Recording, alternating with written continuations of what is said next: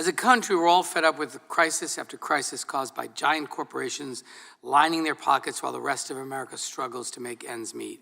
The latest crisis is a crippling shortage of baby formula.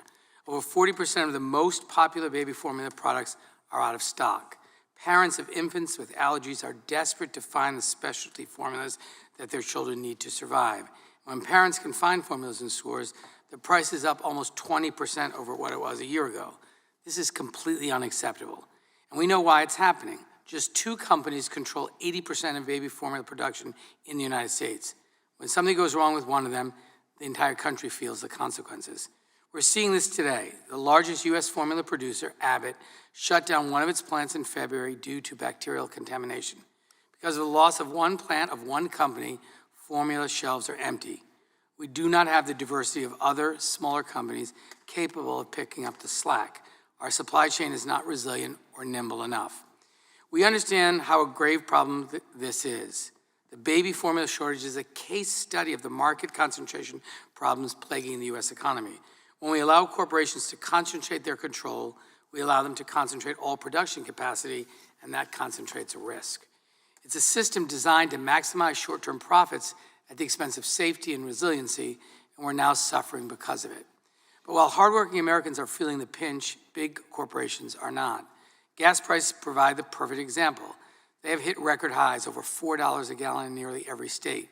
But here's what it is telling. Big oil's profits are also at record highs. Last year, major oil companies posted their highest profits in nearly a decade. And this year, Chevron's first quarter profits quadrupled over last year. ExxonMobil and BP at least doubled their first quarter profits, and Shell's profits hit a new record high. American families are hurting. Workers have been furloughed due to supply chain disruptions. Paychecks are stretched, and consumers are paying more and getting less. Meanwhile, corporate executives are doing better than ever.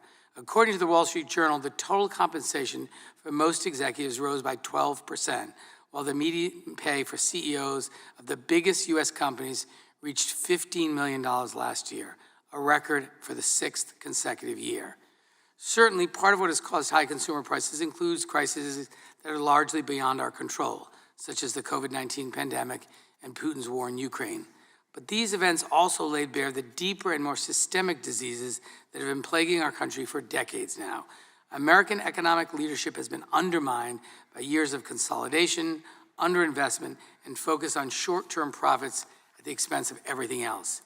As Professor Reich has written, and I quote, "There's a deeper structural reason for inflation, one that appears to be growing worse, the economic concentration of the American economy in the hands of a relatively few corporate giants with the power to raise prices," end quote. As my colleague and friend, Senator Amy Klobuchar, has said, and I quote, "America's market power problem cuts across our entire economy. We see it in everything from cat food to caskets," end quote. Because of corporate consolidation, wages have stagnated and consumer prices across the board are climbing higher and higher.